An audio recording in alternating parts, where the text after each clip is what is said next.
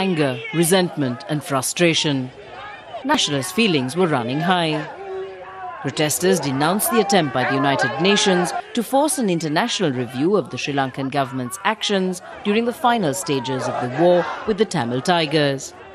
The US tabled the UN resolution against Sri Lanka and India supported it. That made them both a target for protesters. Rights groups say that in 2009, both sides committed atrocities, deliberately killing civilians as the army closed in on the last Tamil Tiger strongholds in northern Sri Lanka.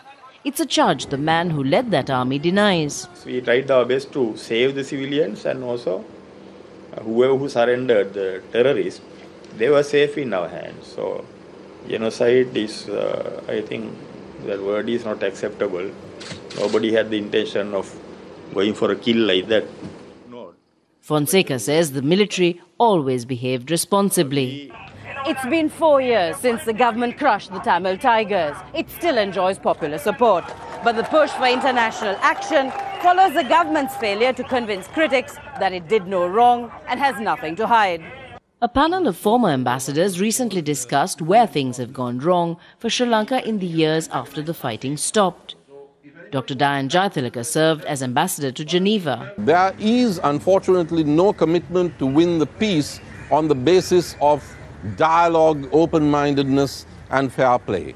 There is a commitment to a kind of a hierarchical post-war order, one of not so much of leadership but of domination.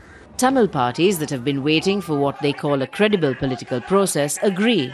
They say a UN resolution will enable India to push Sri Lanka towards meeting its international obligations. Many people here say all political parties need to agree on how to deal with this UN resolution. Only then can the country complete the difficult task of rebuilding the nation. Minel Fernandez, Al Jazeera, Colombo.